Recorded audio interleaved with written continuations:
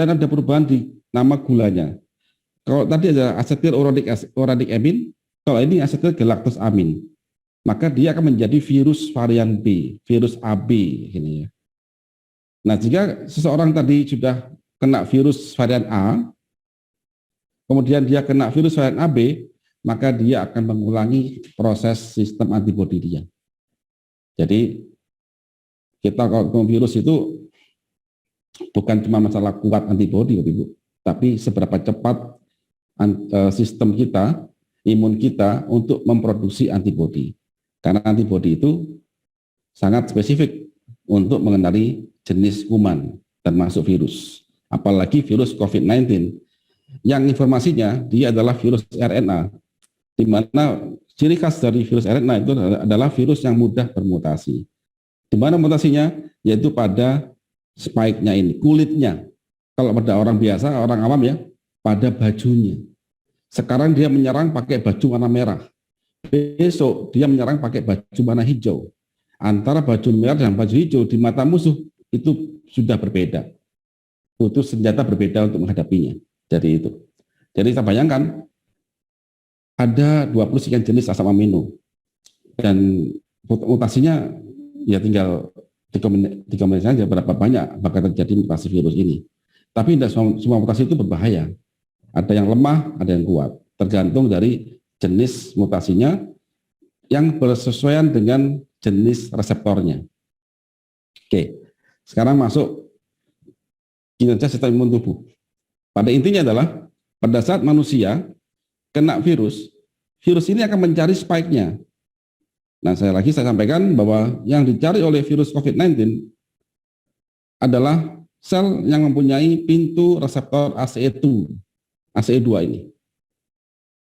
Nah, setelah masuk, maka ada perlawanan dong. Ada perlawanan sistem imun yang di luar sel dan sistem imun di dalam sel. Jadi kita bagi dua. Jadi pada saat virus masuk ke tubuh kita, dia belum langsung masuk ke dalam sel. Dia baru jalan-jalan mungkin di sekitar jalur udara paru-paru. Dia belum masuk. Nah, di luar sel pun sudah ada sistem imun. Ada pasukan reguler. Apa analoginya? Kita hidup satu kompleks perumahan. Ada seorang pencuri masuk ke kompleks perumahan. Di kompleks sudah ada satpam. Itu analoginya. Jadi, maka satpam itu akan berusaha menangkap pencuri tadi. Itu analoginya virus masuk ke tubuh kita, tapi belum masuk ke dalam sel. Dia masih jalan-jalan di jalur-jalur udara, pencernaan, dia belum masuk. Tapi di dalam jalur itu sudah ada sistem imun, pasukan imun, namanya makrofag. Nah, jika virus tadi masuk ke dalam sel, itu analoginya pencuri sudah berhasil masuk ke dalam rumah.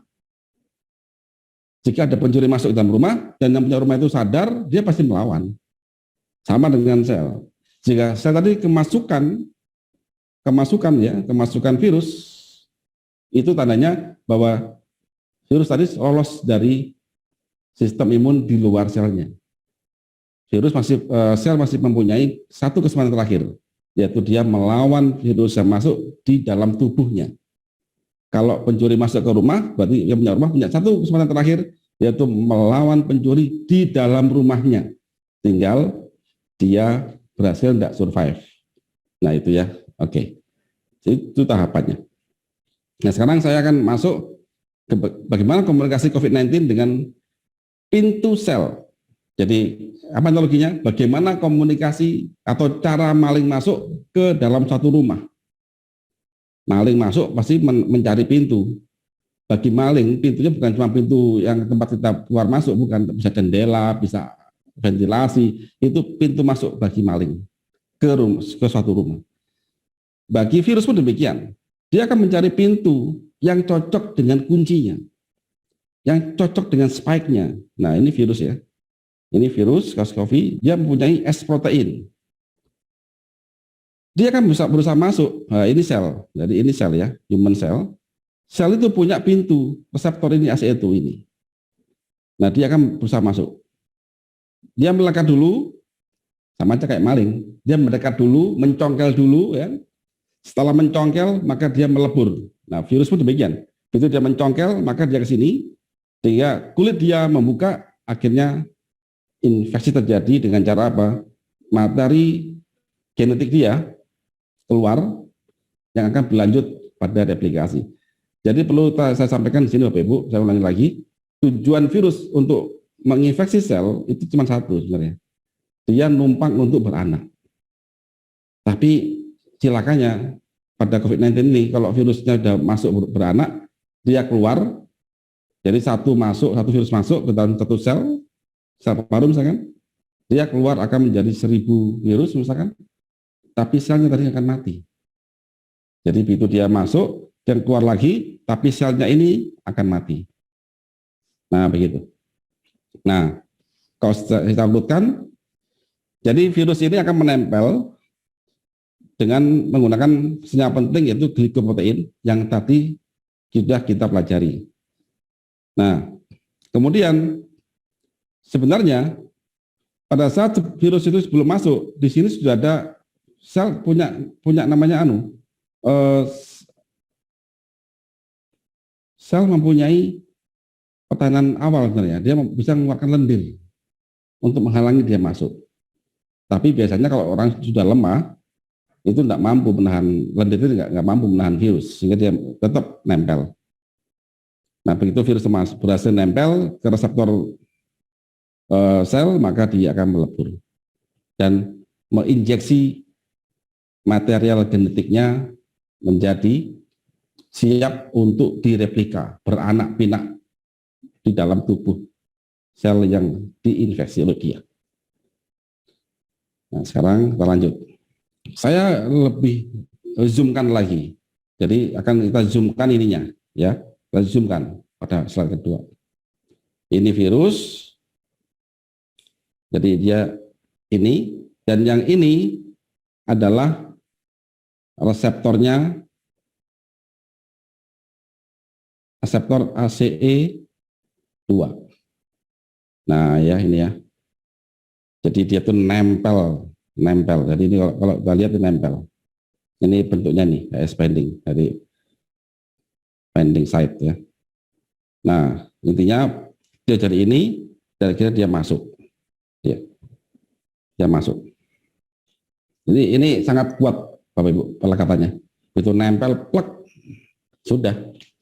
Berarti tinggal dia pasti masuk. Kayak maling begitu dia bisa mencongkel, yang punya rumah bisa ngapain lagi sudah. Dia tunggu di dalam rumah untuk gebukin maling. Kalau dia masih berani dan berani melawan dan kuat untuk melawan. Kemudian kita masuk ke tahap replikasi. Nah, begitu virus tadi berhasil masuk ke sini ya, ke dalam sel, dia akan melakukan replikasi menggunakan mesin yang ada dalam sel. Jadi ini mesin. Sel itu mesin. Dia digunakan oleh virus untuk beranak pinak. Sedangkan virus itu makhluk hidup yang tidak punya organ. Dia cuma punya pikiran saja. Dia untuk beranak pinak, dia menumpang organ lain. Ini kayak orang, kalau dalam industri ya, antara orang yang punya merek dengan punya pabrik yang bikinkan produk. Yang punya merek itu punya ide. Dia dibantukan oleh pabrik untuk bikinkan satu produk, namanya toll manufacturing atau maklun. Jadi virus ini memaklunkan dirinya ke dalam sel, karena sel punya mesin untuk bikin produk untuk dirinya. Intinya begini, satu virus masuk, akan lahir sekian banyak virus, terus selnya akan mati. Begitu. Nah, setelah kita zoom, bagaimana tahapan dia untuk beranak pinak? Begitu dia masuk ya, ini virus. Virus ya, ini masuk. Nah, yang dikeluarkan oleh virus di dalam tubuh sel itu adalah apa? Adalah RNA. RNA ini berisi tentang materi genetik. Berisi apa? Berisi tentang sifatnya virus, tentang komposisi virus, tentang resepnya virus. Cuman dia nggak bisa beranak pinak. Makanya dia meminjam organnya sel namanya ribosom. Dengan bantuan enzim virus polimerase, maka dia mencetak ulang. Nah, mencetak ulang. menjadi 2 negatif strand dan positif strand, intinya begitu ya. Pokoknya ini resep dicetak ulang di ribosom atas bantuan enzim virus polimerase dan dicetak akhirnya jadilah virus yang baru. Nah, sekarang sudah ada beberapa obat antivirus namanya yang fokus ke sini menghentikan virus polimerase. Cuman untuk COVID-19 belum ditemukan. Jadi enzim itu spesifik. Kalau kita pakai sembarang antivirus nggak ketemu, nggak bisa. Karena virus ini bermutasi. Contoh, saya tahu virus COVID tipe A. Saya cari riset ini. Setahun kemudian saya dapat antivirusnya. Tapi pada tahun kemudian sudah terbaik. Ini virus sudah berubah. Apakah antivirus saya masih efektif? Tidak. Karena ini sangat spesifik. Ya, sangat-sangat spesifik. Jadi tidak berfungsi lagi. Makanya antivirus itu bisa dicari kalau virus itu sudah tidak mutasi. Jadi sudah melewati masa mutasi, akhirnya stuck, dia sudah nggak berubah lagi. Terakhir ini kayak gitu. Nah, baru kita bisa bikin antivirus. Nah, sekarang adalah yang kita lakukan adalah bagaimana kita bisa bertahan sampai mutasi terakhir. Nah, obat yang saat ini yang banyak digunakan saat ini, contohnya untuk Ebola dan sebagainya, itu adalah penghentian RDRP ini. RDRP adalah suatu namanya RNA dependent RNA polymerase, yaitu yang menghambat enzim ini. Dihambat di sini sehingga virus masuk tidak bisa beranak. Tapi belum membunuh virus ya. Maling masuk ke dalam sel dikunci, tapi belum membunuh malingnya. Itu aja. Oke. Sekarang coba kita urutkan respon imun. Saya di sini bikin 4 tahapan. Stage 1, stage 2, stage 3, dan stage 4. Saya awalnya dari stage 1. Pada tahap ini adalah virus itu masuk ke tubuh tapi belum menginfeksi. Jadi maling sudah masuk ke kompleks perumahan tapi belum sampai masuk ke rumah. Ini poinnya. Jadi dia masih mencari pintu ACE2. Terus apa sinyal sel? Sel masih belum mengeluarkan sinyal. Jadi seperti apakah yang punya rumah itu tahu kalau ada maling lewat di pinggir jalan, di depan rumah dia belum tahu. Tapi mungkin Sapam tahu ada satu yang gerak-gerik yang berbeda. Makanya satu sini imun respon sudah ada yang tahu. Sapam mulai tahu. Makanya di tubuh kita sudah ada di dalam luar sel itu, di luar sel itu ada namanya antibodi SIGA namanya. Jadi suatu antibodi, ya kita bersyukur Allah memberikan skema ini. Ini persis Bapak Ibu di kehidupan kita sehari-hari. Cuman kecil aja. Jadi kita bisa atur ini seperti kehidupan sehari-hari. SIGA ini adalah satu antibodi awal yang dikeluarkan bersama lendir. Jadi makanya Bapak Ibu kalau begini, kita tidur nih, terus pagi harinya kita agak flu, kok ada lendir ya, bersyukurlah, berarti antibodi Anda jalan. Karena dia yang lendir itu berisi tentang antibodi dan dia berusaha mengeluarkan virus tadi itu, atau kuman itu tadi. Itu ya. Jika tahap 1 ini gagal ya, artinya antibodi gagal, saking banyaknya virus yang masuk, terus kemudian apalagi virusnya canggih atau malingnya canggih sehingga dia bisa masuk ke rumah, maka masuk ke stage 2. Pada tahap stage 2 ini virus sudah berhasil masuk. Jadi virus sudah berhasil masuk. Maling sudah masuk ke rumah. Gitu kan? Tapi Sapam tahu. Makanya di tubuh kita pun ada sapamnya, namanya makrofag. Dia tahu. Nah, sel yang kemasukan virus akan mengeluarkan sinyal. Sinyal dia namanya interferon, yang kedua sitokin. Interferon itu seperti gini, rumah saya kemalingan tuh ya. Kita ngasih tahu tetangga, aku kemalingan, gitu loh. Itu interferon. Kasih tahu tetangga-tetangga kita supaya tetangga kita itu waspada. Itu interferon. Jadi sel ini akan ngasih tahu tetangganya untuk menutup dirinya. Dengan cara apa? Akan membuat lendir makin banyak. Begitu. Jadi kalau kita hari pertama agak flu dikit, hari kedua kok tambah akeh, saya belum demam, nah itu berarti sudah ada satu virus yang masuk atau masuk ke dalam sel kita, tapi belum masif. Makin banyak kita keluarin, bantu keluarin terus supaya dia makin sedikit. Terus bagaimana respon imunnya, sistem imun bagaimana? Ada dua, sistem imun yang di luar sel sama di dalam sel. Kalau pada perumahan ada dua sistem keamanan. Yang pertama di luar rumah dia, yaitu ada polisi lah, ada satpam lah dan sebagainya, yang dia berusaha menangkap. Yang kedua di dalam rumah dia. Apa di rumah dia? Ya dia berusaha menghajar maling itu, jika dia masih mampu ya.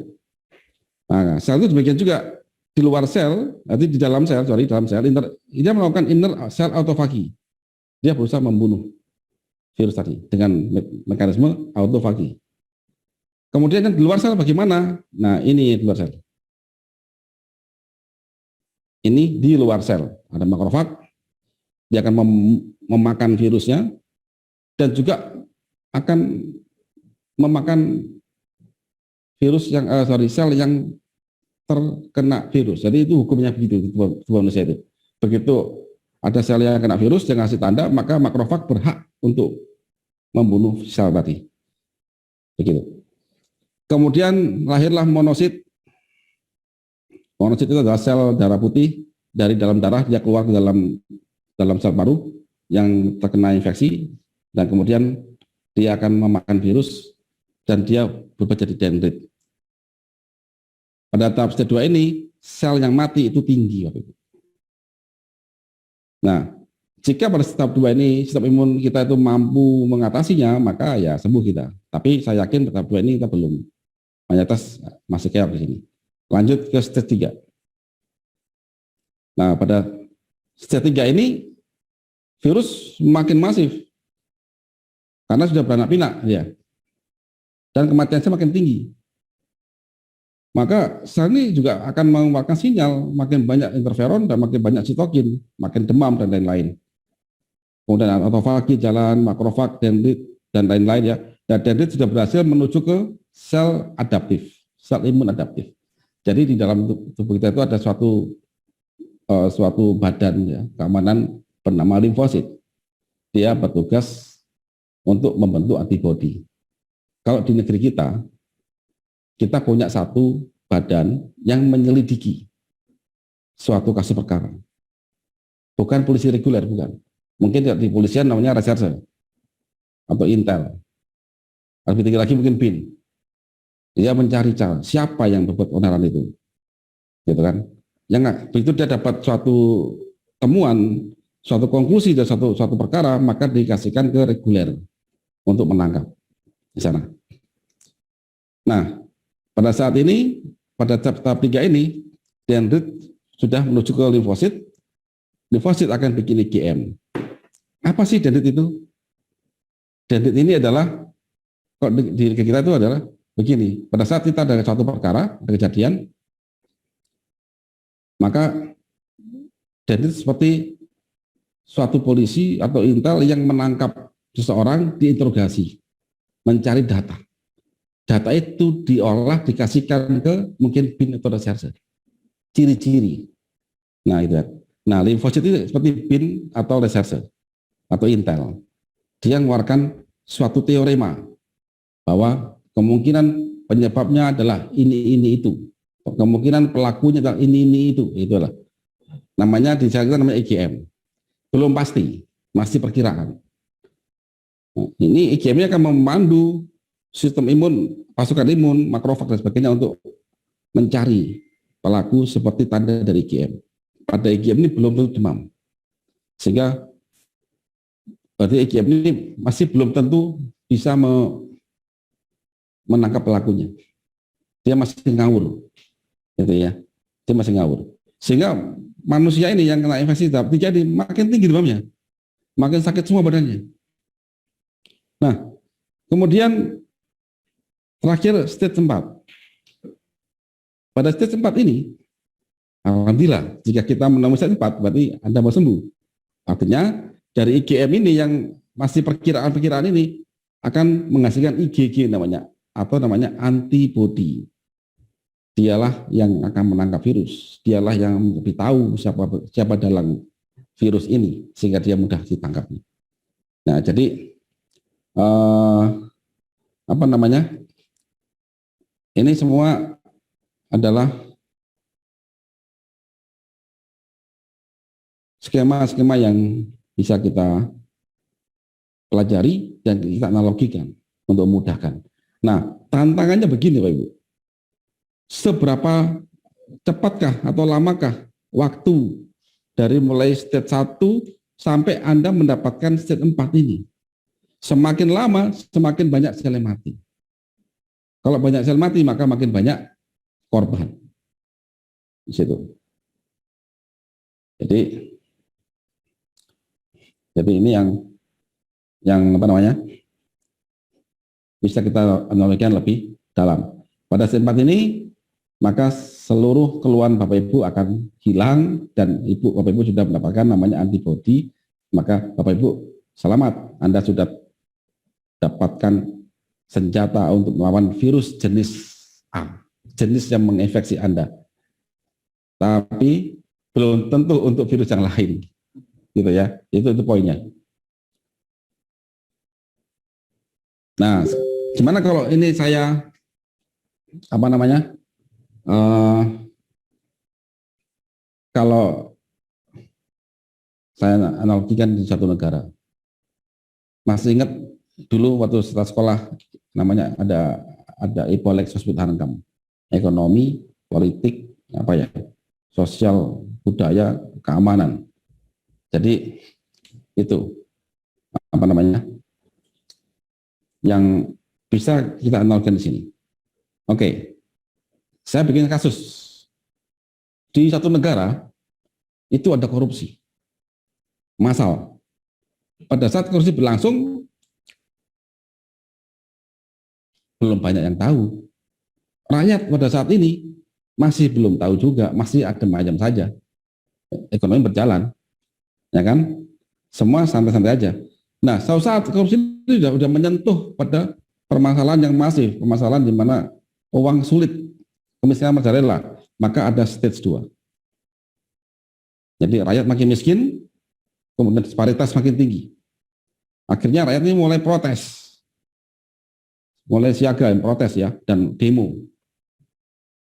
Gimana keamanan? Yang jelas yang turun pertama kali dalam setiap kali ada demo itu siapa? Ya polisi, Brimob dan sejenisnya untuk mengamankan demo tadi. Demo makin masif. Ingat pada waktu demonstrasi, kan banyak korban. Baik korban yang di jalan-jalan maupun pelaku demo. Jika aparat keamanan tidak berusaha mencari siapa penyebab hal ini, maka ini akan masif kerusakannya ini.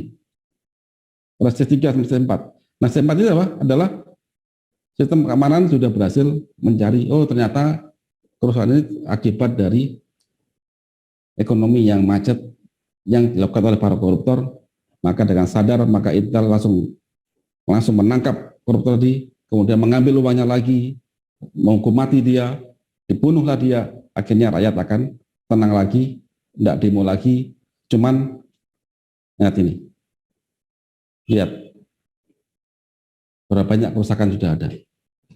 Jika bayangin, kita punya warga negara, satu negara ini 2 juta, kerusuhan sehingga sampai membunuh hampir separuhnya. Saya yakin negara ini kolaps. Ini kolaps sekarang ini. Jadi makanya semakin lama suatu sistem keamanan satu negara itu mencari tahu, mendapatkan jawaban dari satu kerusuhan atau suatu kejadian, maka semakin banyak kerusakan terjadi. Jadi ini adalah gambarannya. Jadi yang adaptif Hankam ini di sel kita namanya limfosit. Limfosit. Kalau di negara adaptif itu ya kayak ini, FBI sama apa nih, CIA gitu. Terus siapa yang regulernya ini polisi ini reguler. FBI ini siapa? Inilah IgM ya. Kemudian siapa yang ke sini? Polisi yang menangkap, menyelidiki di sini, ini dendrit, kan gampang. Kemudian ada di sini sudah mendapatkan antibodinya.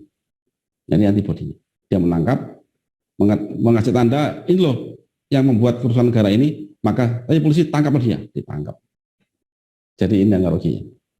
Jadi antibodi itu memberikan tanda suatu cara, satu marker bahwa ternyata dialah biang keroknya, dialah virusnya, dialah kumannya, dialah banditnya.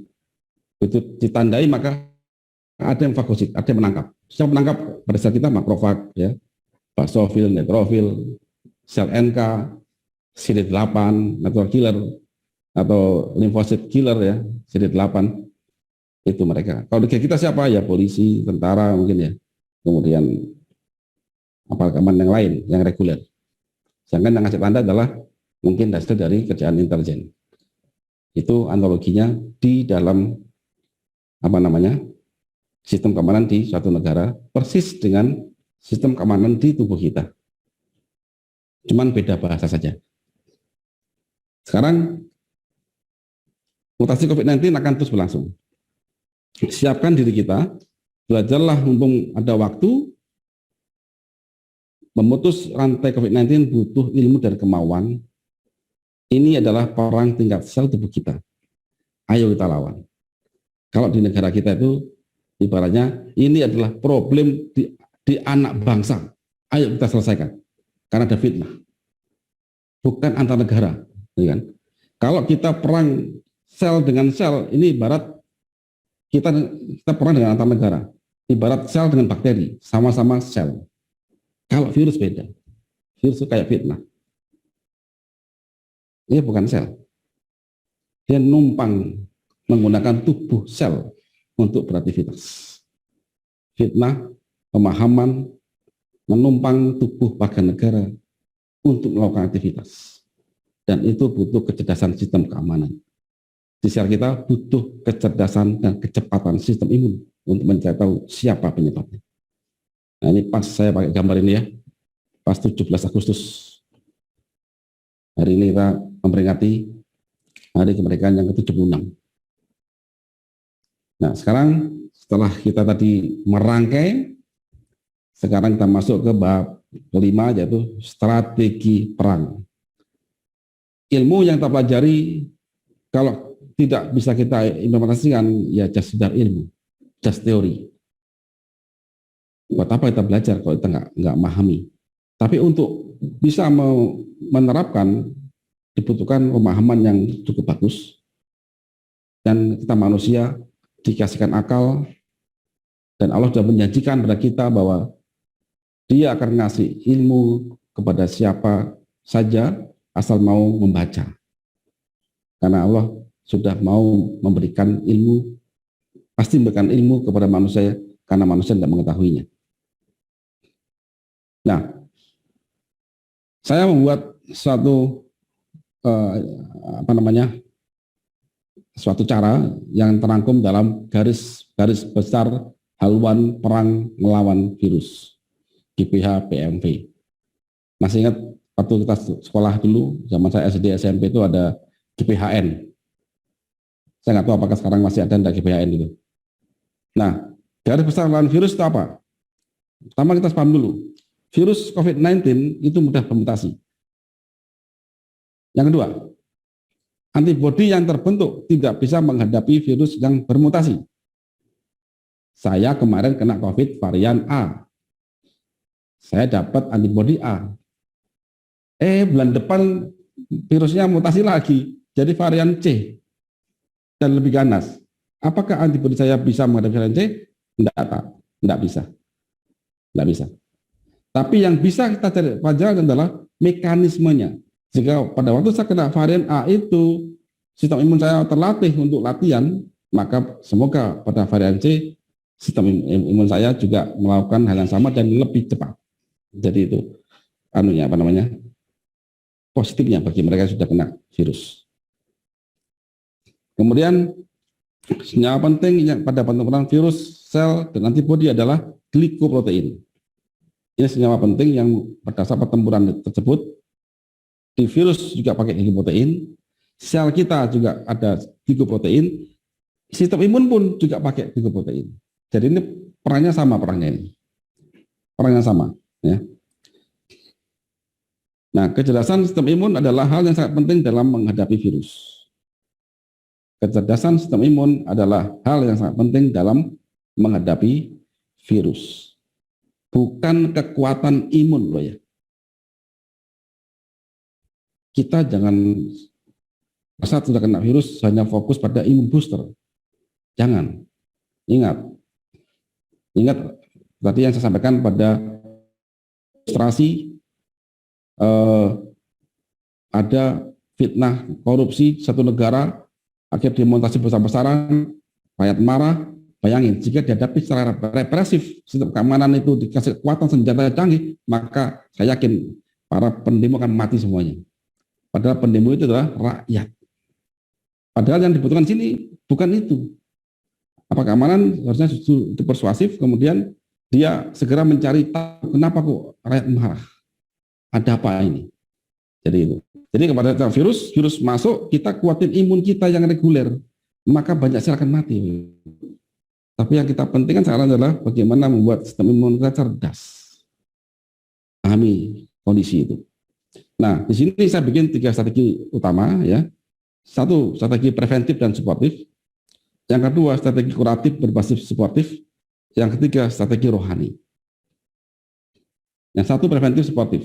Perbaiki metabolisme tingkat sel, jalankan konsep Karnus. Bapak Ibu yang mungkin pertama kali mendengar konsep Karnus, saya minta sempatkan waktu sebentar untuk belajar apa itu konsep Karnus. Jalur infeksi udara, kalau bisa bikinlah virus trap. Perketat jalur infeksi non udara. Jika ini gagal, masuk kedua, kuratif dan suportif. Pahami 4 tahapan infeksi yang tadi masih ingat saya jelaskan waktu dia step pertama, step kedua sampai step keempat. Yang keempat adalah sudah terbitnya imunoglobulin G yaitu antibodi. Jadi pahamilah 4 tahapan infeksi. Kemudian perbaiki metabolisme dan beri nutrisi tinggi. Perbaiki metabolisme dan beri nutrisi tinggi. Ingat, semua sel butuh makan. Pada saat negara kita kacau, semuanya butuh makan. Jika tidak ada sumber energi dalam satu negara ini, saya pastikan ini runtuh negara itu tadi.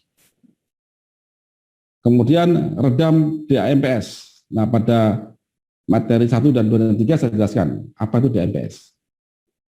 Beri waktu autofagi dan percepat komunikasi antara dendrit dengan CD4 ke B sel, dapat IgM, dan terakhir dapat IgG. Target kita adalah dapat IgG ini. Itu target. Tapi kita minimalkan korban. Jadi kerjanya Intel harus cepat dan tangkap penyebabnya. Jangan biarkan rakyat menjadi sasaran, jadi kematian tinggi. Jangan biarkan sel paru mati akibat dibunuh oleh makrofag. Karena apa? Karena sistem imun limfosit tidak cerdas atau lamban berpikir, sehingga dia gagal segera mencari antibodinya.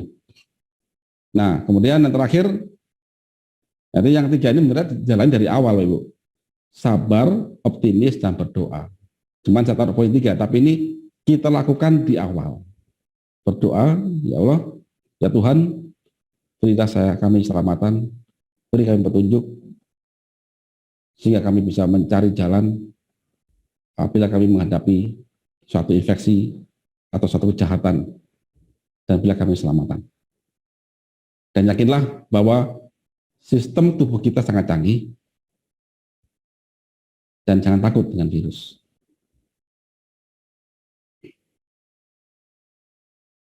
Nah, sekarang saya gambarkan. Ada 3 tahap ya. Tahap 1 adalah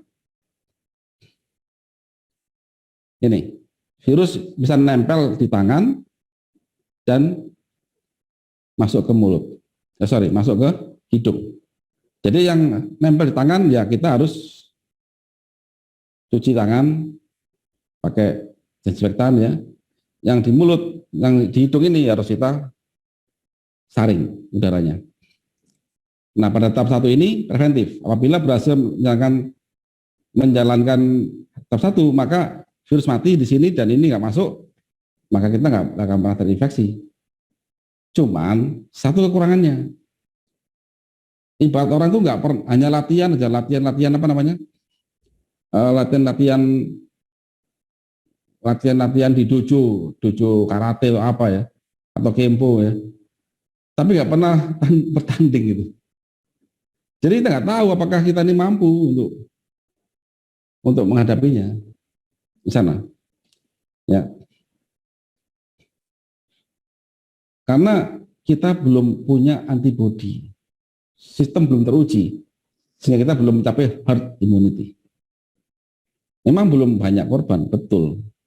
Oh, kita semua sudah pakai masker dan sebagainya mencegah terjadi infeksi, tapi ini seperti kita belum pernah bertanding.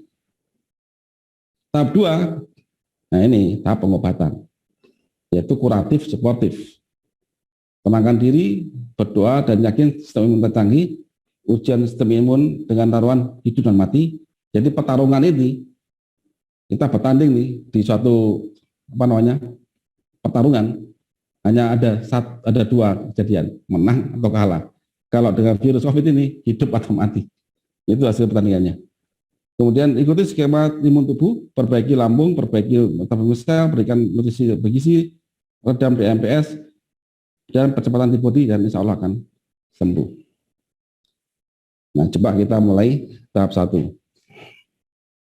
Ya, tahap 1. Untuk preventif. Perbaiki metabolisme. 1. Jalankan konsep Vanus, di mana perbaikan lambung dan penyusunan DNA, maka sistem imun terjaga. Manusia ini pada bab 2 kan saya jelaskan tadi bahwa manusia sudah sangat canggih. Allah membuat suatu sistem di alam semesta ini menyematkan hukum di setiap makhluknya. Dan antar makhluk sudah ada garis bariernya, sehingga tidak mudah, dia nyebrang itu nggak mudah.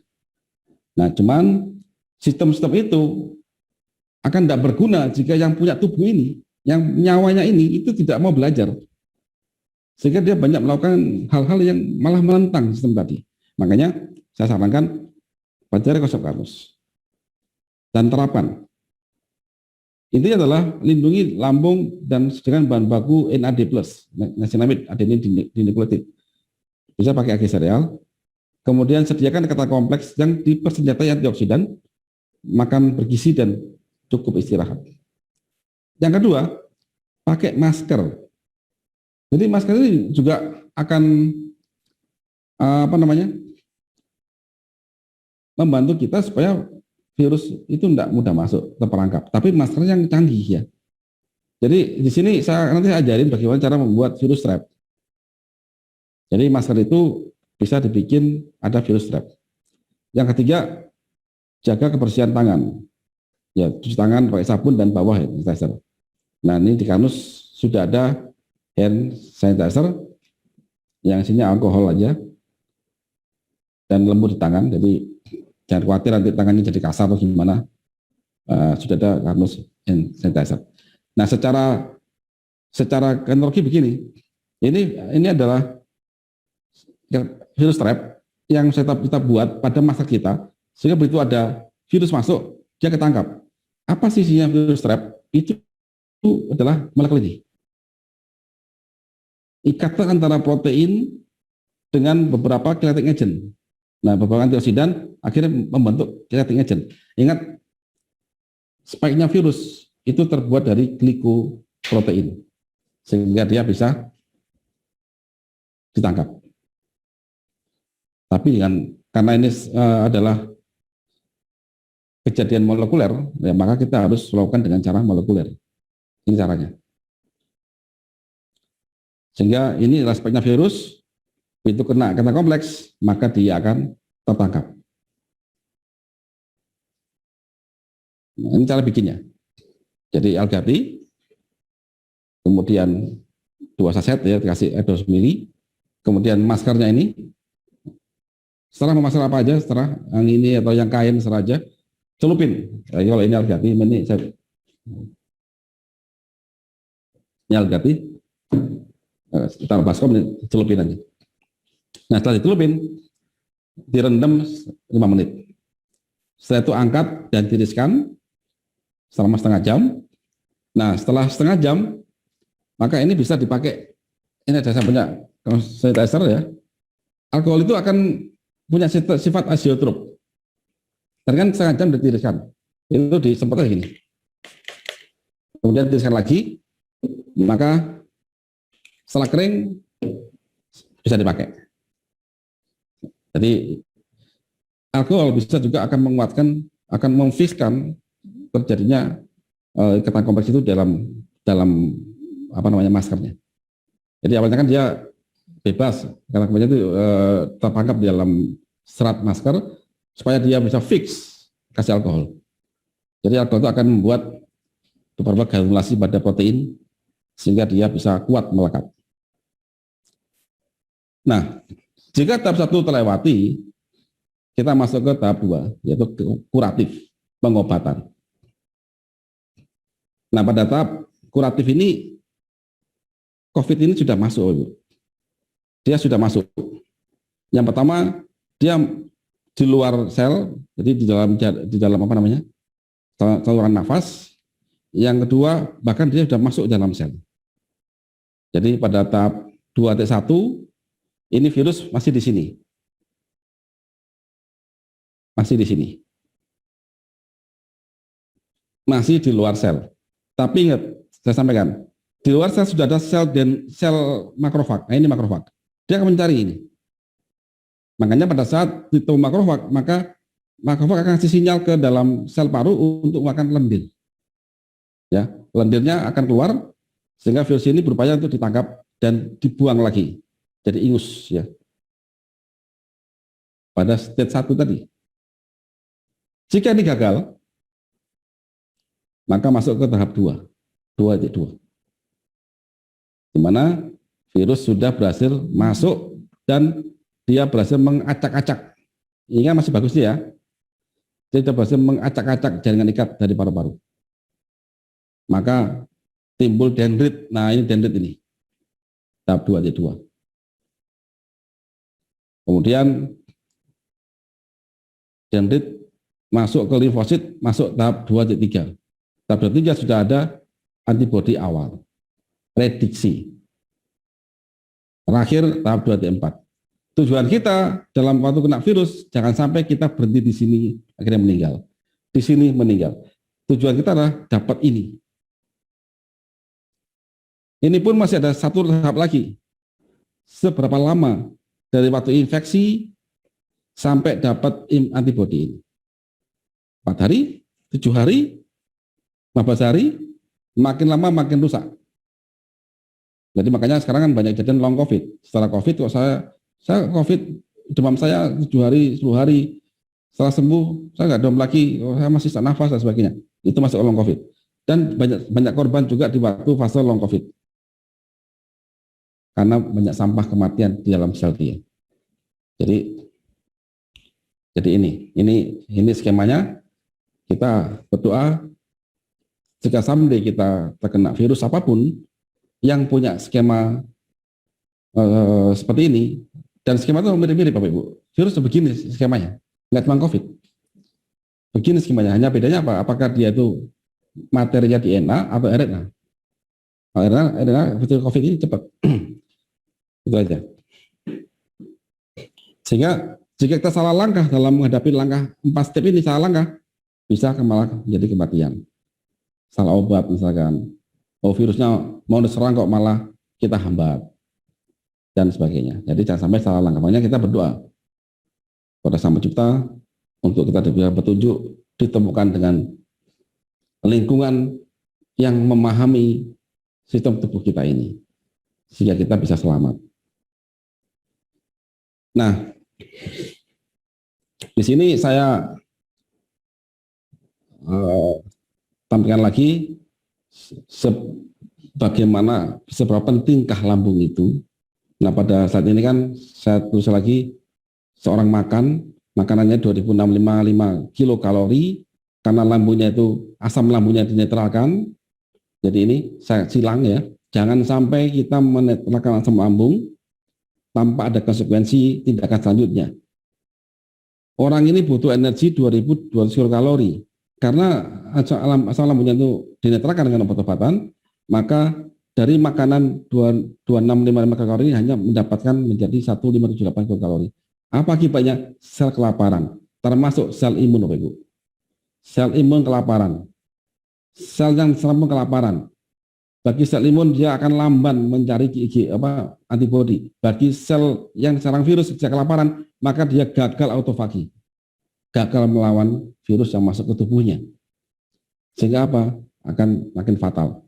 Nah, karena itu pastikan ada nutrisi sel sehingga terdapat energi pada setiap sel itu sehingga dia mampu berperang.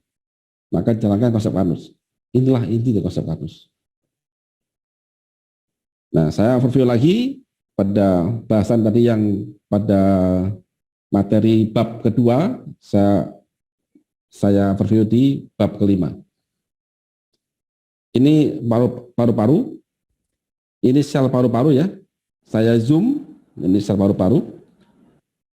Di sel paru-paru mempunyai pintu masuk atau reseptor. Ingat, sel itu juga punya indera, punya pintu, karena dia berkomunikasi dengan sesama sel. Namanya reseptor. Ini reseptor, ya, ini yang merah ini reseptor. Jadi ini reseptor, ya. Nah, reseptor sel paru ini bernama PRRS sel paru, pathogen recognition receptor, ya, pathogen recognition receptor. Seperti kita punya panca indera. Panca indera ini akan menghubungkan tubuh kita dengan lingkungan sekitar. Jika ada maling, kita tahu. Jika ada orang yang menipu, kita punya indera ini. Oh, dia penipu. Mungkin seperti itulah. Nah, mata indera dari sel paru-paru ini ditujukan untuk mengenali ini. Namanya pathogen associated molecule pattern. Begini Pak Ibu, pada saat kita ketemu orang yang kita mencurigai, pasti dapat tanya, kenapa kok dia mencurigakan? Gerak-geriknya, pakaiannya, gitu kan? Nah, gerak-gerik dan pakaian itu yang ditimbulkan oleh seseorang yang kita anggap maling. Kalau dalam dunia perselan, sel kita ketemu sama virus atau bakteri ini mempunyai gerak-gerik, punya aroma mungkin ya, punya tingkah laku, punya sinyal. Nah, sinyal-sinyal dari bakteri ini itu akan ditangkap oleh inderanya sel kita. Oh, dia musuh saya. Oh, dia asing ini. Begitu dia kena virus COVID-19 ini masuk, maka sel paru tahu sebenarnya. Kok sampai nggak tahu, berarti yang punya tubuh ini sudah sangat kacau. Selnya mungkin sel paru itu nggak pernah makan kali ya. Udah sakit-sakitan dia, komorbid mungkin dia. Sehingga nggak respon dia. Tapi pada dasarnya Allah udah ngasih indera itu ke semua sel kita.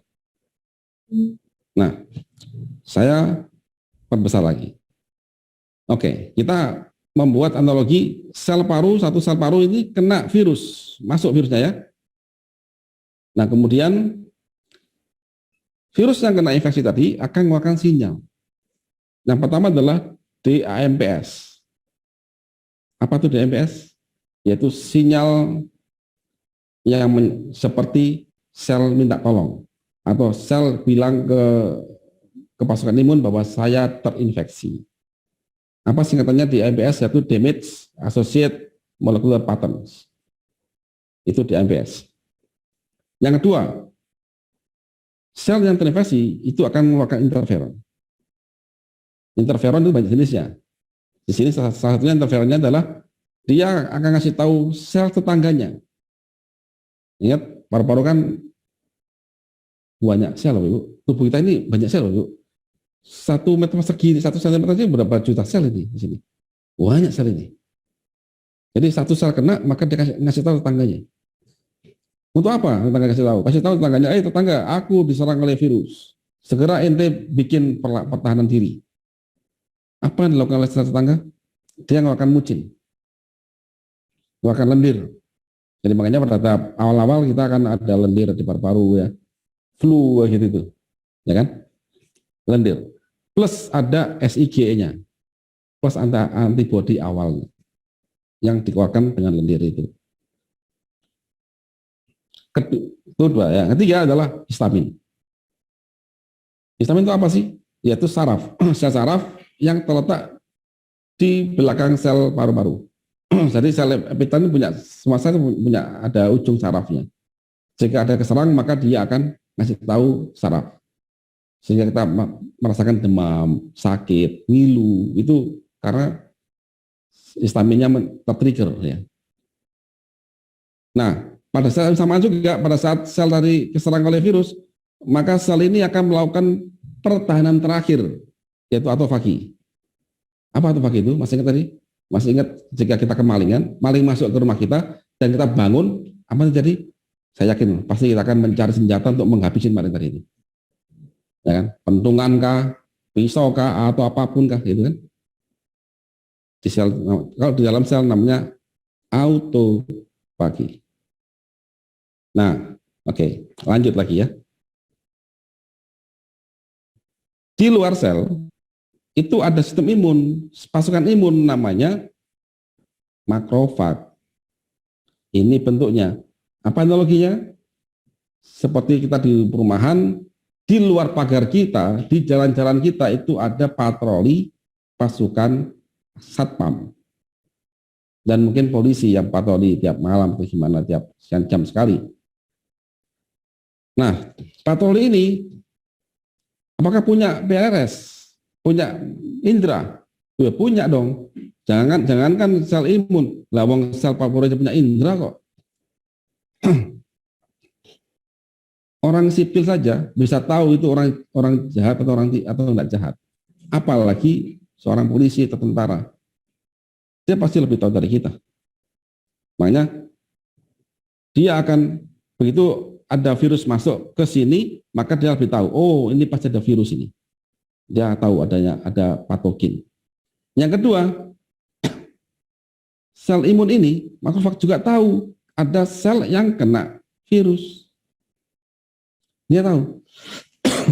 Maka makrofag ini diperbolehkan dalam undang-undang tubuh itu untuk memakan sel ini. Itu undang-undangnya. Lanjut ya sekarang, lanjut ya. Pada saat kita histamin ini tertrigger,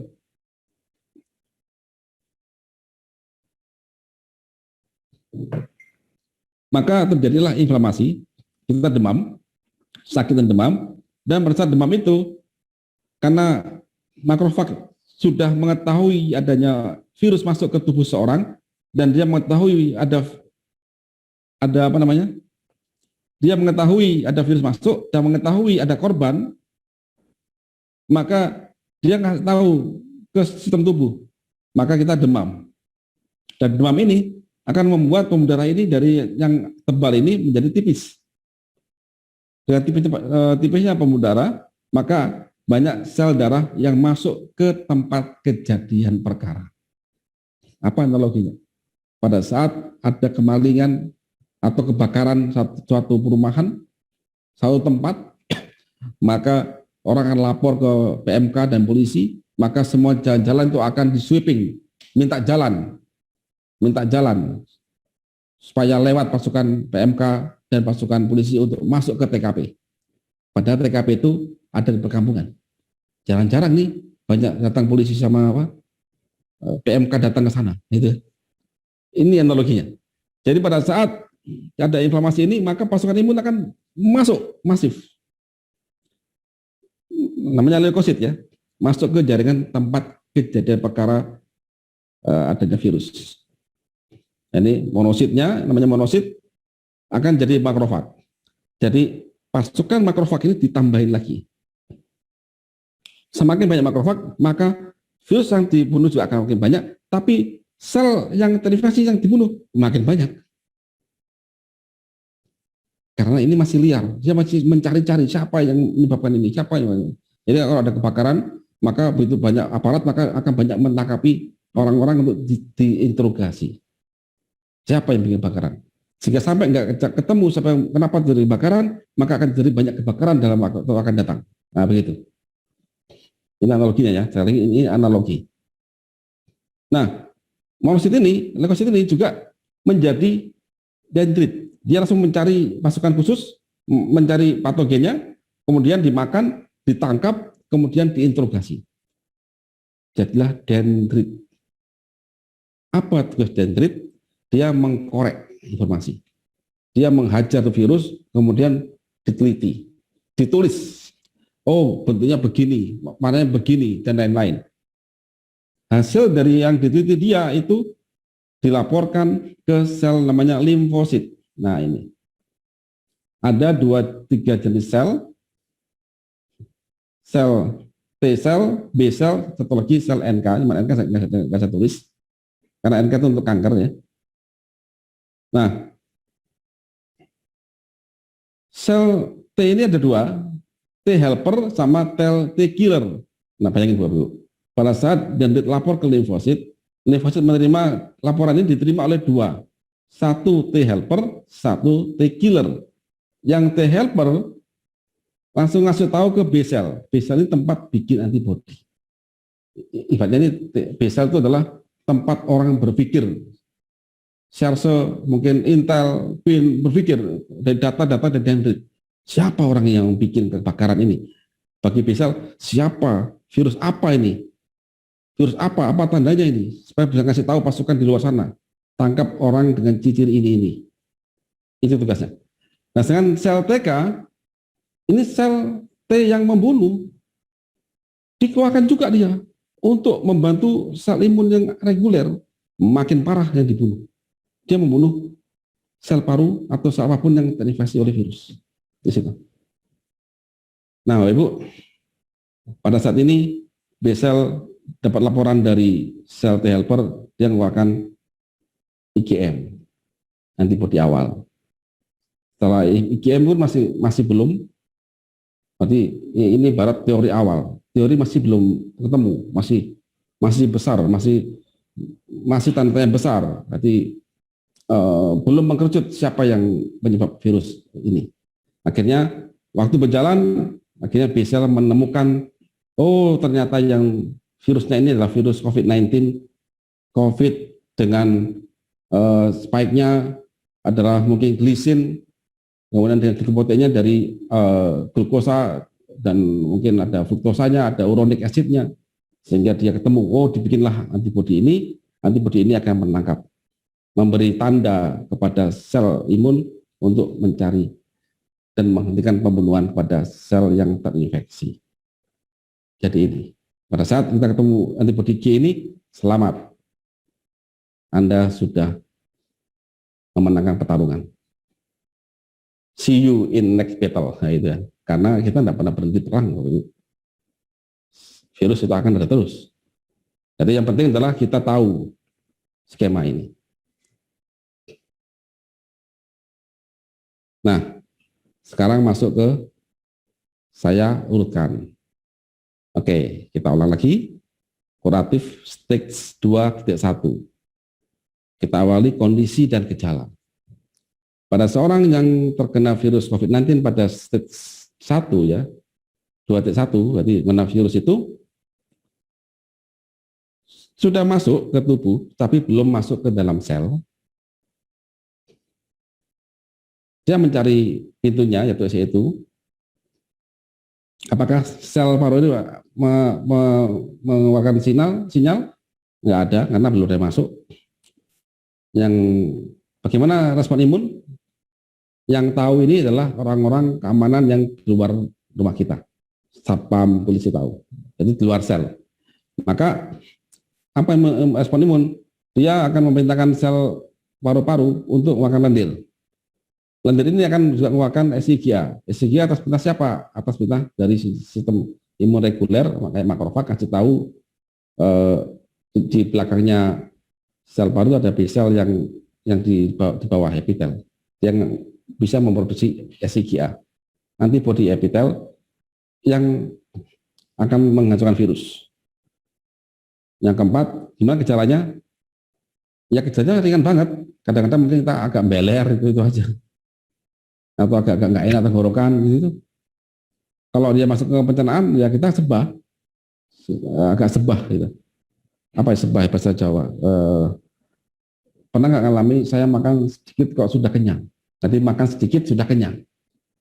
Itu tandanya bahwa lambung kita penuh dengan lendir.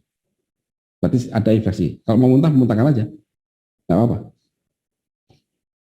Nah, apa solusinya? Yang satu, jika ada lendir di hidung, ya keluarkan. Bantu dengan minyak kayu putih, minuman hangat ya. Kemudian jaga kinerja lambung. Sistem imun harus kuat. Ingat, sistemnya yang harus kuat, bukan imunnya yang kuat, sistemnya. Jadi bikin SIGA itu naik, antibodinya A itu naik. Bagaimana caranya? Ya, satu, hindari obat penetral asam lambung. Yang kedua, konsumsi agi sereal. Supaya ini lambungnya bagus, maka pakai agi sereal. Atau nutrisi lain yang bisa merekonstruksi lambung.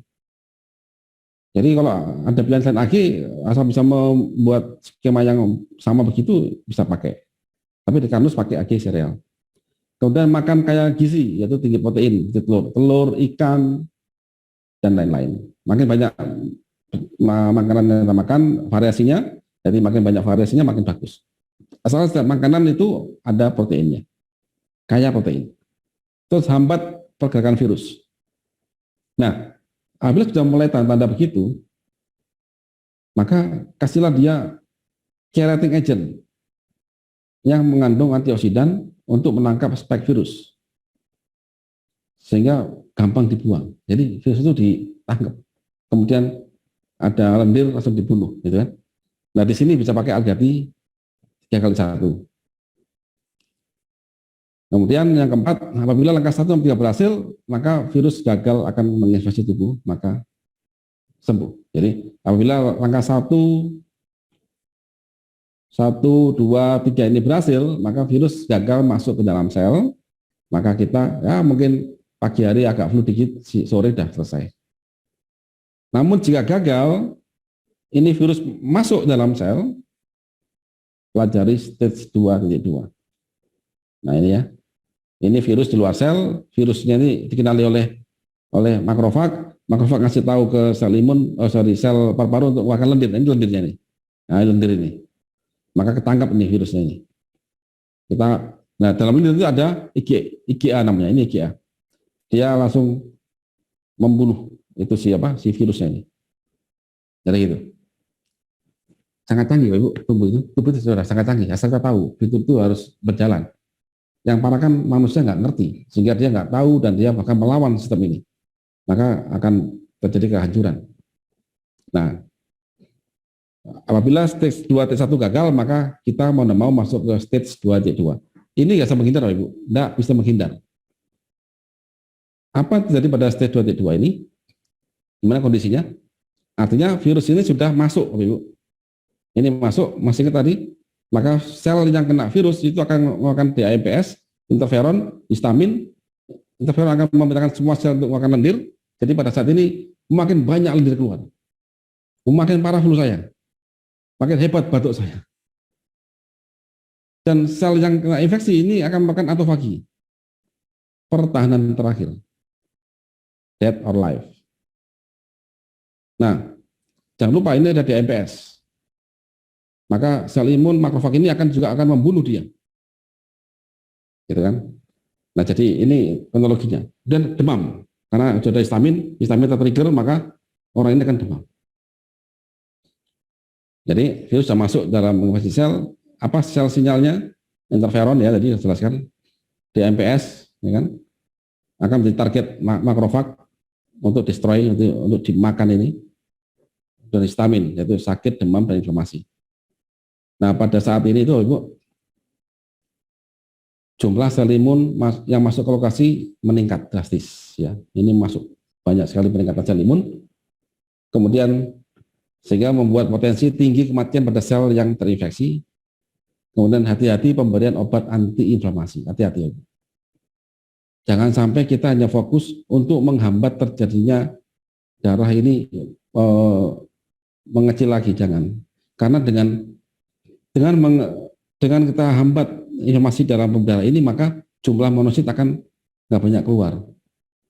Terus apakah memang demam kita turun? Betul, betul. Nggak sakitnya itu nggak sakit. Cuman ingat, virus itu akan makin ganas membunuh sel kita. Kan pilihannya kan di sel itu mati dibunuh virus, tapi virus bunuh itu dia beranak pinak atau mati karena dibunuh oleh sel imun. Sel imun ini begitu ada virus, sel terinfeksi, dibunuh, dimakan oleh sel imun. Supaya apa? Supaya nggak beranak pinak itu virusnya. Nah, tapi kalau ini tidak dikendalikan pembunuhannya dan kita tidak ngasih kesempatan sel untuk melawan diri, autofagi, maka sel mati juga banyak. Jadi kita harus berimbang di sini, Ibu. Inilah fungsinya kita belajar. Maka yang bisa kita lakukan untuk meredam inflamasi adalah ininya, kita hambat di AMPS. Jadi ini yang kita hambat. Nah, nanti kita bahas lagi next ya. Saya lanjut, bagaimana imun respon? Ya, jelas, makrofag dan sel imun akan membunuh sel terinfeksi karena ada di AMPS ini. Kemudian virus juga akan dibunuh. Tanpa pasukan monosit banyak ini, ya kan? Autofagi juga berjalan, tapi kalau autofaginya lambat, ya dibunuh oleh sel imun lagi, gitu kan? Nah, apa gejalanya? Demam, batuk, warius, dan cenderung naik, nadinya mulai naik, badan sakit semuanya, cepat lelah. Gejala ini mulai dari pertama dan semakin meningkat. Bagaimana solusinya? Yang pertama adalah catat, rekod. Saya mulai demam hari apa? Itu langsung hitung hari ke-1. Yang kedua, siapkan alat oximeter, tensimeter, termometer. Yang ketiga, keluarkan lendir sebanyak mungkin dengan bantuan minyak kayu putih dan sejenisnya. Air panas, kasih minyak kayu putih, orang Jawa itu dikup ya. Jadi kita hirup panas, nanti ya keluar semua itu. Yang keempat, lindungi lambung. Ingat, jangan sampailah kita hindari virus ini masuk ke lambung kita atau ke sistem pencernaan kita. Tambah berat, Bapak Ibu. Ini kalau sampai kena lambung atau usus kita, seperti kita perang, logistik kita itu dibom. Kita berperang nih, tapi logistik kita, makanannya prajurit, senjata prajurit itu dibom semuanya. Ya pasti akan kolap, Bapak Ibu. Logistik manusia itu ada di sistem pencernaan. Tanpa sistem pencernaan, nasi pecel, nasi rawon itu nggak ada gunanya. Karena sel nggak doyan pecel, nggak doyan rawon. Di situ. Maka lindungi dia. Itu makanya kita butuh AG ini. Dan makan banyak protein sebagai senjata dari sistem imun. Dan sel untuk regenerasi sel. Kemudian hambat pergerakan virus dalam darah. Hambat pergerakan virus dalam darah. Redam di AMPS. Redam ini, Anda redam ini, Bapak Ibu. Ini caranya. Nah, inilah butuhnya Algati ini. Naikin ke 7x1 dan bantu kurkuma 2x1. Ini boleh pakai kurkuma itu temulawak atau kunir, digeprek aja. Campur di Algati, kasih air panas, sudah minum aja. Kemudian cek suhu tubuh. Sehingga suhu kita 37,5 sampai 38,2, sabar. Jangan buru-buru minum obat turun panas. Gitu ya. Jadi jika dari 82 ke atas, oke. Berarti turun panas yang ringan. Kayak paracetamol dan sejenisnya. Saya biasanya saya pernah mengalami kena COVID 3 kali ya. Tapi ya nggak parah-parah amat, biasa saja ya, kayak flu itu. Jadi saya hampir tidak minum obat turun panas. Saya pernah 1-2 hari saya minum turun panas, itu pun separuh aja. Cukup itu. Dan cepat turun. Jadi suhu itu akan memegang peran penting. Kalau kita blok sampai kita tekan histamin itu, maka nggak ada perlawanan. Sel kita bisa dibunuh oleh sel imun kita. Sel kita akan banyak mati akibat virus. Dan dia beranak pinak. Karena percuma aja turun panas, dia turun, naik lagi, turun lagi, naik lagi, turun lagi, begitu. Jadi kita harus bijak di sini. Makanya fungsi Algati ini meredam tadi. Meredam di MPS. Panas boleh, nggak apa-apa. Tapi kita batasin sampai suhu 40 derajat. 39 lah, sudah 39 sudah harus turunkan di setting 38. Ya ada perlawanan. Pada hari kedua atau ketiga, setelah gejala awal, cek lab. Amati aja, ada lengkap ya. Leukositnya bagaimana. Jika leukosit itu tetap atau agak turun dikit, maka ya mungkin virus sudah. Jika leukosit naik, berarti itu ada kemungkinan ada tambahan bakteri. Maka pakai antibiotik. Cuma antibiotik, Bapak Ibu harus dengan pengawasan dokter. Jadi, konsultasi dokter. Jadi, saya berangkat begini, Bapak Ibu. Ibaratkan kita ini pencinta mobil ya. Mobil itu kalau waktu saya sayangi pasti saya akan cerewet ke montir, ke bengkel lah. Saya nggak mau masa percaya dengan bengkel, tapi saya mau diskusi. Nah demikian juga dengan kita dengan teman-teman pengobatan, baik itu terapis atau dengan dokteran, kita sebagai mitra, kita bertanya, kita boleh dong diskusi. Tapi Anda yang diskusi juga harus belajar. Jangan banyak tanya kok tapi nggak ngerti ilmunya gitu loh. Jadi anggapnya kayak seorang mencintai kendaraan, dia pasti belajar tentang kendaraan dia dan lebih dalam sehingga dia bisa diskusi lebih matang. Sehingga bisa tahu bagaimana konsekuensi dari setiap step perbaikannya. Nah, makanya di sini kita diskusi dengan teman-teman dari yang berhak untuk ngobatin. Nah, kemudian swab tes PCR dan PCR. Jadi jika PCR negatif tapi ada gejala demam sebagainya, ya jangan, oh saya negatif, oh jangan, belum tentu. Karena tes PCR juga belum bisa menjustifikasi bahwa Anda kena virus atau tidak. Jadi ini harus dikombinasi dengan klinis ya, gejalanya dan data lengkap ini. Nah, target stage 2.2 apa sih? Lahirnya dendrit. Lahirnya informan yang ngasih informasi ke limfosit. Nah, lahirnya ini apakah dengan lahir dendrit langsung sembuh? Tidak. Ini baru dapat data awal dikasih ke BIN. BIN masih proses. Nah, kesembuhan itu tergantung dari BIN tadi, apakah cepat dia membuat untuk antibodi. Kalau BIN-nya itu tidak pinter, lamban, ya banyak mati itu di masyarakat. Nah, makanya ayo kita redam di AMPS. Give time to autophagy. Kasih waktu sel ini untuk melawan virus yang masuk ke dalam tubuhnya. Sekali lagi kata Bapak Ibu, autofagi itu sel sel paru-paru itu melawan virus yang masuk ke dalam tubuhnya. Ibarat kita kemalingan, kita akan melawan maling tadi di rumah kita. Pada saat melawan, apakah Anda butuh makan enggak? Bayangin, Anda nggak makan sekian hari, ada maling masuk, mau melawan gimana? Orang ngangkat tangan saya nggak sanggup, apalagi memukul gitu ya. Makanya pada saat pastikan semua sel dapat makan, sehingga dia bisa melawan. Bukan dengan justru malah kita menghambat makanan atau makan diet aneh-aneh itu, nggak usah. Kemudian makanlah banyak gizi tadi. Karena apa? Untuk autofagi sel ini butuh makan, butuh energi. Kemudian yang 9, optimis dan berdoa semoga dendrit lahir sejak hari ke-1 dan jumlahnya cukup. Jadi saya bayangkan hari pertama saya gejala, semoga pada hari itu saya sudah keluar dendrit. Sehingga besok saya sudah ada IgM. Lusa ada IgG, hari keempat saya sembuh. Begitu.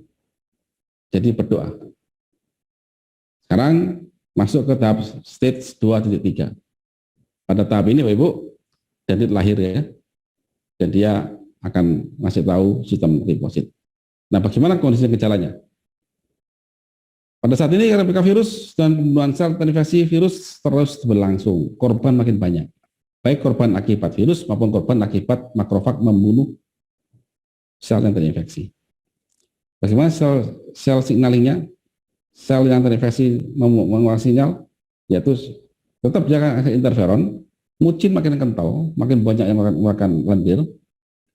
Kemudian di MPS ya target makrofag ini makin banyak ini makin banyak di MPS-nya sehingga makrofag ini langsung banyak bunuh juga.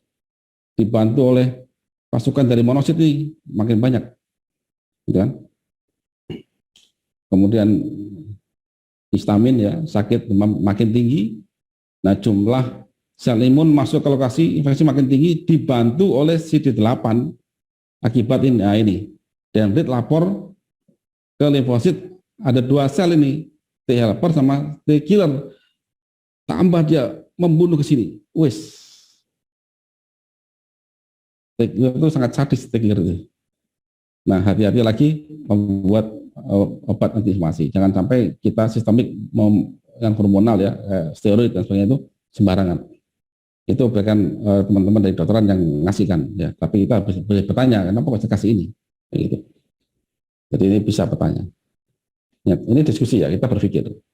Saya tidak menjustifikasi mana yang salah, mana yang benar, enggak. Kita berpikir, sama-sama berpikir. Ini peperangan.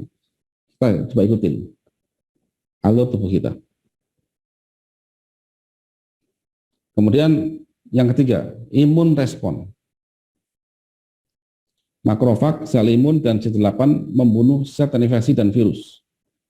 Waktu yang makin lama akan membuat kematian makin tinggi. Nah ini.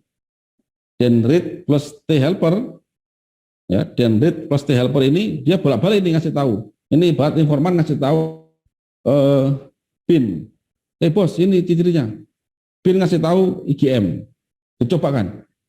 Gak mempan nih, salah orang nih. Nah, si dendrit terus ngasih tahu terus ini. Oh, ternyata terusnya begini gitu loh.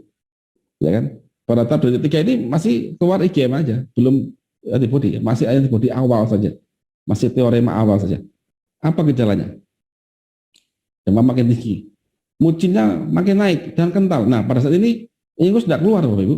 Kadang orang salah terima. Wes, aku udah demamku turun akibat dia minum turun panas. Terus aku sudah nggak flu lagi kok. Belum tentu, Bapak Ibu.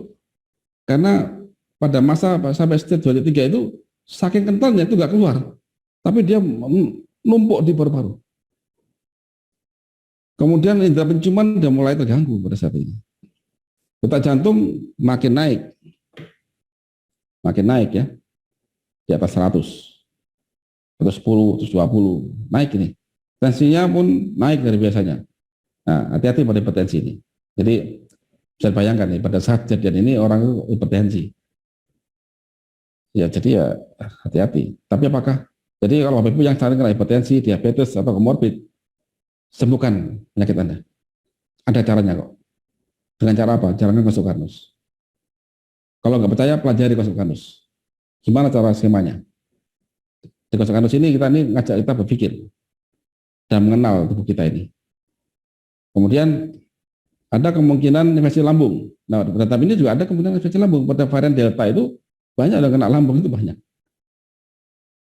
Ada mulai mual sampai perih. Gejala ini berlangsung sampai lahir di gigi pada stage 4. Waktu sampai stage 4 ini menentukan nasib pasien. Pada stage 3 ini banyak yang meninggal juga. Nah, kalau stage 23 ini lama, seminggu, 2 minggu, saya pastikan banyak korban. Nah, apa solusinya? Jika Bapak Ibu mulai demam hari kedua, ketiga, mulai udah mau masuk ke stage ketiga. Jadi target dari stage 23 adalah munculnya IgM, yaitu adaptif imun awal. Percepatan respon dendrit ke sel T helper sampai ke B sel untuk merubah antibodi. Jadi percepatan responnya. Kita ingin cepat. Target kita adalah bagaimana dendrit ini cepat ke sel limfosit ke helper ngasih ke B sel, sehingga dia cepat merubah antibodi. Ibaratnya kita pada kondisi masyarakat, saya menginginkan penyidik itu segera mencari data yang paling banyak, kasihkan ke BIN. BIN biar segera mencari konklusi dan mencari suatu perumusan bahwa ternyata ini penyebabnya, begitu. Gitu ya. Nah, sampai itu bisa mengeluarkan antibodi, inilah waktu berharga bagi pasien tadi. Kemudian CD8 sudah lahir. Ada sel killer, T killer yang dahsyat dari sel limfosit. Maka kita redam kerusakan sel akibat sel imun yang attack di MPS. Kita redam kerusakan sel imun, sel terinfeksi ya, akibat sel imun yang menyerang sel terinfeksi dengan kode DAMPS. Ini kalau terus-terusan Ibu akan ada badai sitokin. Pada tahap ini itu menentukan jika badai sitokin masif, banyak korban meninggal. Nah, support sel terinfeksi, autofagi, replika virus terhenti.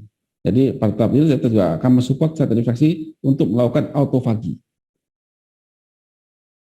Jadi setelah kita redam di AMPS sehingga sel terinfeksi itu dikasih kesempatan untuk dia melawan, menghentikan apa namanya,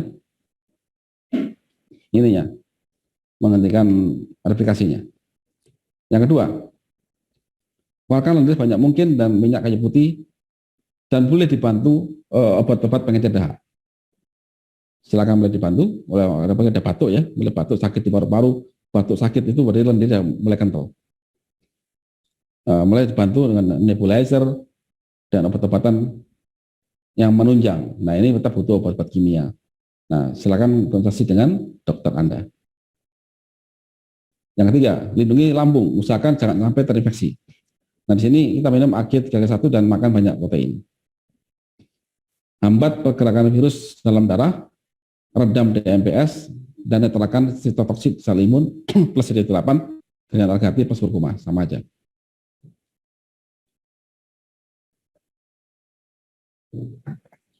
Nah, lakukan berjemur 30 menit. Cek suhu tubuh, sama saja ya, pokoknya kita range 38. Kalau 39, naik 9 naik pakai paracetamol, tapi jangan banyak-banyak, secukupnya aja. Sabar ya. Nah, masuk ke stage keempat, stage 2.4, kondisi dan gejala. Jika kita menjumpai stage keempat, alhamdulillah, selamat datang, Anda sudah sembuh. Apa tandanya? Kondisinya adalah B-cell berhasil membentuk antibodi. Thanks, terima kasih ke dendrit, sel T helper, dan seluruh sel tubuh yang mensupport energi dan material, sehingga selnya semuanya selamat. Ya. Kemudian apa sel signalingnya? Semua gejala itu turun, Ibu. Demamnya turun, semuanya membaik semuanya. Nah, note ya, ini penting. Apabila stage 2.4 terjadi maksimal hari kelima, maka cepat sembuh. Jika stage keempat ini lebih dari 5,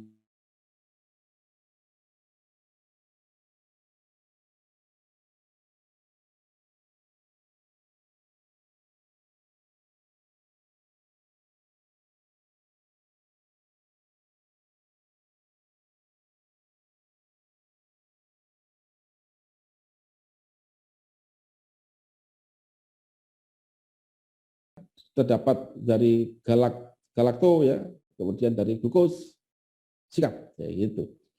Jadi selektif. Dan sel-sel imun tadi itu akan mengeluarkan sitokin antiinflamasi, yaitu masih tahu udah sel kamu nggak saya bunuh, kamu segera berkembang lagi, begitu aja. Jadi itu apa keamanannya. Gejalanya ya semua gejala sudah berangsur-angsur hilang. Dan apabila ini ya, note apabila state ini lebih dari 7 hari, maka hati-hati. Setelah demam turun, ada sesak nafas. Hati-hati darah mengental, ya, detak jantung naik, dan nggak stabil. Nah pada saat ini masih ada ancaman kematian jika kita gagal mengatasinya. Nah, apa solusinya? Pada pasien menjumpai stage 4 ini pada hari ke-7, ya selamat, Anda akan cepat sembuh. Tapi ingat, antibodi Anda itu hanya cocok untuk virus varian yang menginfeksi Anda kemarin, belum untuk yang akan datang. Tapi paling enggak, sistem imun Anda itu responsif, teruji. Anda bisa bertarung, nah itu aja. Maka pelihara dia, tingkatkan. Maka di sini lanjutkan minum AG3/1 dan makan banyak lauk, ya, AG3/1 sampai semua gejala hilang dan PCR negatif. Lakukan aktivitas fisik ringan dan berjemur, pakai masker ya. Selamat dan syukur alhamdulillah. Sistem imun Anda cerdas dan kuat, metabolisme tubuh Anda teruji, tetap pelihara, jalankan konsep kanus. Antibodi Anda hanya untuk varian yang menginfeksi Anda waktu itu ya, tidak berlaku untuk varian yang bermutasi yang akan datang. Virus akan tetap ada dan masih bermutasi, pelajari ilmu tubuh yang insya Allah ada di konsep kanus. Apabila semua gejala hilang, maka lakukan perawatan dengan lambung dilindungi dan darah diperbaiki dan makan bergizi. Gampang. Sini. Nah, bagaimana yang menjumpai pasien yang di atas 7 hari? Hari ke-10 saya masih demam. Hari ke-11 saya mulai nggak demam. Gitu ya. Pertama, siapkan tabung oksigen. Gunakan pada saat menjumpai saturasi untuk mulai turun. Kemudian telah terjadi kematian sel paru yang besar sehingga mucinnya mengental, lendirnya mengental sekali. Siapkan obat pengecet dahak yang bisa memotong rantai sulfida pada glikoprotein mucin. Lendir itu dipotong-potong secara molekulernya. Siapkan nebulizer. Nah, ini butuh dokter ya untuk memakai untuk pemakaian nebulizer ini. Bisa gunakan reseptor beta agonis yang melebarkan jalur nafas. Jadi dahaknya itu dipotong-potong agak encer, kemudian jalannya itu dilebarkan. Jadi waktu batuk atau waktu diglo itu bisa keluar. Dan jangan terkejut, itu lengket sekali lendirnya itu. Perbaikan lambung terjalankan apabila menjumpai sakit lambung dan terpaksa minum obat PPI yang menekan pengeluaran asam lambung, terpaksa ya, maka pahami pada saat kita meminum obat PPI atau obat MA, maka lambung kita itu kinerjanya terganggu dan turun drastis. Maka fungsi lambung itu harus digantikan dengan makanan yang sudah mudah dicerna. Jadi dicerna di luar. Pakai apa? Yang pertama, molekul proteinnya harus kecil. Kalau di dalam Pasok Karus itu ada suplemen, ada nutrisi, makanan, itu pakai akadring 2x1. Terus makanannya saya minta yang di presto saja. Di presto. Jadi di presto, tempe di presto, kemudian apa namanya? Ikan di presto, begitu. Jadi itu pecah molekulnya. Karena lambung kita pada waktu itu gagal mencerna. Padahal sel imun butuh nih. Sel paru butuh nih. Gitu. Dan sampai dia kelaparan. Karena sel paru nggak doyan telur, nggak doyan lele, nggak doyan gurami, nggak doyan. Tapi dia betulnya adalah monomer. Yang memotong di awal itu adalah lambung, asam lambung. Pada saat kita kena lambung, kemudian kita meminum obat penurun kinerja asam lambung dengan obat MA dan sebagainya, maka harus dikompensasi dengan makanan, dengan menu yang sudah kecil molekulnya. Nah, banyak luka di jaringan. Ingat, pada saat makin lama pertempuran ini, makin banyak luka. Nah, darah itu dikasih Allah itu tugas untuk nutup luka tadi. Akhirnya apa darah itu? Darah mengental akhirnya, kan dia nutupin. Jadi, amati. Padahal Bapak Ibu luka di tangan, kan dia pasti nutup. Nutup dan ada merah-merah ngental gitu ya. Trombin ya, protrombin, dari trombin dan sebagainya itu, fibril ya. Nah, itu saking banyaknya, itu akhirnya darah itu akan mudah mengental. Dan ini menjadi ancaman bagi pasien ini. Darah itu tugasnya mengambil oksigen. Waktu mengental dia nggak sanggup mengambil oksigen. Sehingga akan terjadi saturasi yang turun. Dan jantung itu berat mompanya. Jadi jantung berat mompa, oksigen turun dalam darah, wah ini kondisi yang sangat berat. Maka di sini hambat hal ini dengan Algati. 7/10x1. Kalau masih nggak cukup, minta bantuan dokter. Mereka punya obat yang poten langsung mengencangkan saat. Ya. Begitu. Ada satu cerita di teman-teman kami ya di pendekar, karena pendekar ini jarang minum Algati, ya minumnya cuma yang lain kayak kiri atau madu sinta. Beliau ini mengalami saturasi pada saat demamnya lebih dari 7 hari, kemudian mengalami tekanan darah, saturasinya itu 67 dengan pakai oksigen dan level 10, masih 67, akhirnya dibantu Algati itu dari 67 naik ke 90 lagi dalam hitungan 4 jam. Nah setelah itu lancar terus dan sembuh. Itu data kami. Nah apabila bisa melalui tekanan darah dan mengeluarkan dahak dari paru, maka insya Allah Anda akan sembuh. Jadi ini kuncinya. Nah, mengapa pasien COVID-19 dengan komorbid lebih berisiko? Nah ini Bapak Ibu. Inti perlawanan semua virus itu adalah kecerdasan, kecepatan sistem imun memproduksi antibodi. Antibodi itu dihasilkan oleh B cell. Nah, B cell itu dihasilkan di dalam sumsum tulang. Nah, pasien komorbid itu metabolisme sindromnya terjadi metabolisme sindrom, artinya apa? Proses transfer nutrisi dari makanan kita makan sampai ke seluruh sel itu terhambat. Baik dalam penyediaannya dalam darah maupun dalam proses pemecahan dari darah masuk ke dalam sel. Otomatis darah dia itu akan banyak sampah metabolit kayak gini, banyak plak dan menggerumpel begini. Nah, jalur masuk ke sampai ke sumsum tulang ini kecil. Ini aorta, ini vena. Aorta vena masuk ke apa? Jalur darah di tulang. Ini ibarat jalan raya, jalan tol masuk ke perkampungan. Makanya perkampungan makin kecil jalannya itu. Nah, itu makin kecil otomatis butuh kendaraan yang bisa mengangkut dalam masuk jalan kecil. Nah, kalau jalannya gerumpel, nggak masuk, Pak Ibu. Akhirnya apa?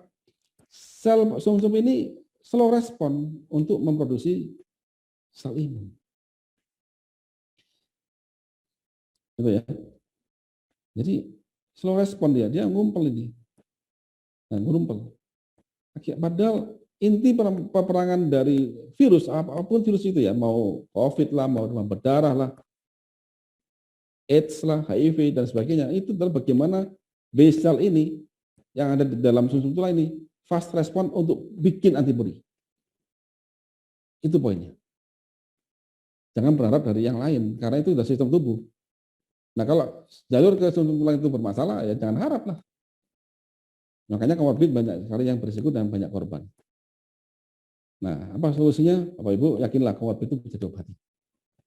Segala penyakit sudah dijanjikan sama Cipta bahwa ada obatnya.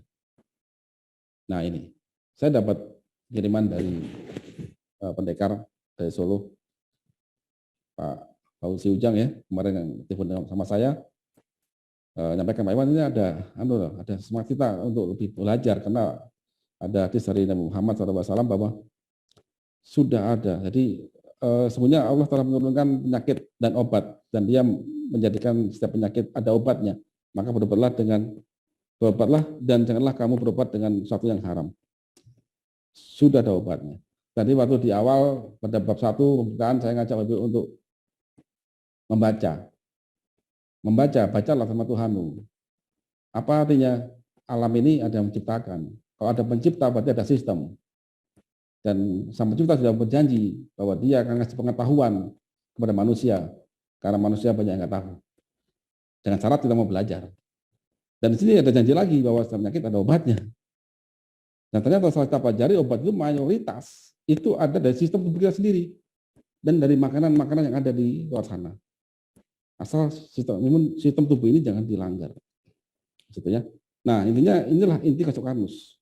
Yaitu kita mulai membaca sifat dan karakter dan sistem ciptaan Sang Pencipta. Jadi ibarat kita beli mobil baru, kita mau merawatnya, ya bacalah itu panduan dari pembuat mobil. Kalau kita mau hidup sehat dan memahami alam semesta, maka bacalah semua sifat dan ilmu yang muncul dari setiap makhluknya.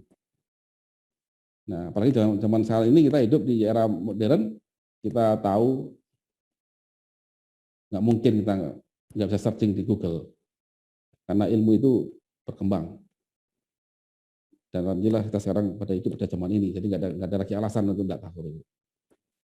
Ilmu kesehatan bukan cuma milik mereka yang belajar kesehatan yang formal, tapi milik semua orang yang mau belajar. Oke, sekarang rangkuman. 1. Inti perlawanan virus adalah kecerdasan, kecepatan sistem imun memproduksi antibodi. Antibodi dihasilkan oleh B cell. B cell diproduksi oleh sumsum tulang. Yang keempat, pasien komorbid terjadi metabolisme sindrom sehingga sel sumsum tulang kelaparan, lambat dan gagal bikin B cell, akhirnya antibodi lambat, sel organ terinfeksi sudah rusak, badai sitokin dan ada kematian akhirnya. Nah, bagaimana intisari perlawanan virus? 1. Preventif, pemeliharaan metabolisme. Kita pakai masker, cuci tangan, dan jaga jarak. Yang kuratif apa? Redam pergerakan virus, ikat spike-nya, redam di AMPS, ikat proteinnya, redam gejala, berikan obat simptomatik secukupnya, hambat koagulasi darah, tingkatkan saturasi, bantu liver dengan antioksidan, pemberian nutrisi sel dan lambung bekerja dengan baik, dan makanan bergizi. Ingat, makanan bergizi itu wajib, karena segera dimakan. Percepatan metabolisme dalam sel, yaitu tingkatkan TCA. Apa TCA itu? Tricarboxylic acid atau scrap, satu pembakaran energi di tengah sel. Harus lancar, Ibu. Sel itu punya pabrik energi, namanya mitokondria. Dia ngasih energi pada kehidupan sel itu. Kalau pabriknya yang bikin generator itu kembang kempis, ya jangan harap dia bisa sehat. Nah, pemberian nutrisi khusus bagi mereka yang masuk ke stage 2-4 atau pembuatan IgG lebih dari 7 hari. Ini stage-nya, ya. Oke, coba saya akan kupas. Kenapa kok ada Algati tadi saya sebutkan? Ya, misalkan cari yang lain jika mempunyai hal begini. Jadi yang pertama adalah redam pergerakan virus pakai spike. Ingat, spike-nya virus itu adalah glikoprotein. Nah, berarti kalau glikoprotein berarti dia mempunyai gugus 1 glukosa atau gula karbohidrat di luar sana. Jadi ini virus, ya ekornya ini, ujungnya ini ada banyak rantai gula. Nah, gula ini ujungnya ini juga bisa terikat sama protein. Nah, makanya di sini protein ini terikat lagi sama satu agensi. Makanya di sini itu saya tuliskan ini proteinnya terikat oleh EGCG, flavin dan sebagainya di Algati. Nah, dia akan mengikat spike-nya virus. Des ke sini. Paling enggak kita ada effort ke sana. Redam di MPS, ikat proteinnya. Nah, ini terikat di sininya. Jadi ini pegang di situ. Kemudian hambat koagulasi darah dan tingkatkan saturasi. Nah, kalau ini dari bayi percobaan. Kami pernah percobaan Algati itu untuk atlet. Pada sepak bola anak pada bulan Desember 2018 sampai Februari 2019. Dan jadi peningkatan saturasi yang signifikan dan luar biasa. Dan membantu liver dengan antioksidan. Ingat, antioksidan itu adalah penting di tubuh ini. Dan liver poten membuat glutathione. Tapi jangan latah, saya minum glutathione. Tidak bisa. Glutathione itu adalah protein berbentuk antioksidan dan dibuat oleh liver. Makanya support dia untuk bikin glutathione. Dan bantu dia dalam penetralan radikal bebas. Nah, dia ganti poten juga untuk ngasih tahu ada banyak antioksidannya. Oke. Kemudian percepatan metabolisme untuk sel TCA dan fast respon. Nah, di sini ada vitamin C alami. Ini koenzim sehingga dia bisa mempercepat kasih Krebs. Apa data pendukung Algati? Ya, tadi data empiris kami ya, pada pasien sejak 2015 sampai sekarang. Kemudian atlet bola, terjadi peningkatan VO2 max sampai endurance yang tinggi, detak jantung pun turun, dan terjadi kecepatan pengambilan oksigen dalam darah. Apa buktinya? Pada saat dia berlari kencang, sampai nggak kuat, detak jantung sampai 150, dalam tensinya 150 ya. Pada saat dia istirahat 3 menit, turun ke normal. Sehingga atlet ini sangat kuat. 3 menit istirahat, langsung jalan lagi. Dia kuat sekali. Karena darah dia itu poten. Yang ketiga adalah data penelitian tentang pengaruh pemberian produk Algati terhadap morfologi dan metamorfositas spermatozoa pada tikus wistar yang diinduksi monosodium glutamat oleh Dr. Nurjaya Adinugroho, PPDS, Fakultas Kedokteran Universitas Diponegoro. Dan hasilnya adalah sangat signifikan. Dia bisa sampai memperbaiki motilitas sperma padahal sudah dirusak oleh radikal bebas dari monosodium glutamat. Jadi ini hasil yang bahwa ini tidak sembarangan.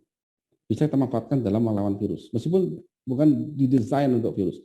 Jadi virus itu yang bisa ngobatin sistem imun kita. Jadi jangan berharap, nanti saya menunggu antivirus. Jangan berharap, tubuh kita sudah punya fitur itu.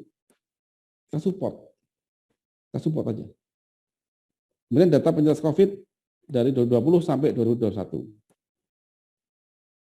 Nah, apa peran agi sereal? Agi sereal itu ada 3 hal penting di sini.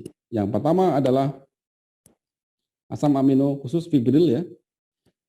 Terus yang kedua adalah satu basa nitrogen adenin ya. Jadi di sini apa namanya? Oh sorry bukan adenin. Jadi ya niasinamid ya, niasinamid dari vitamin B3 kalau salah. Tapi alami kita ambil dari sini. Yang tujuannya apa? Yaitu untuk kalau kita belajar terus Krebs kita akan nemu namanya NAD+, niacinamide adenin dinukleotida pada TCA. Kemudian kita mempunyai satu lagi yaitu ikatan pati resisten. Nah, pati inilah yang akan memperbaiki lambung, melindungi lambung. Kemudian protein ini akan merekonstruksi lambung, yang luka itu akan direkonstruksi. Kemudian niacinamide-nya ini akan masuk membantu setiap sel dalam melakukan pembangkitan energi di mitokondria. Jadi kita hanya mensupport saja kok. Fitur dan canggih manusia itu. Tidak perlu bikin obat baru. Misalnya. Terus apa peran makanan? Nah ini. Setelah lambung kita bagus ya, yang kita rekonstruksi terus, makanlah banyak lauk dan bervariasi dan berhenti makan sebelum kenyang. Itulah itu harus. Begitu kita makan lambung memproduksi, maka lambungnya akan berubah. Nasi jadi glukosa. Protein dari paru-paru ini apa? Kalau paru ini jadi asam amino.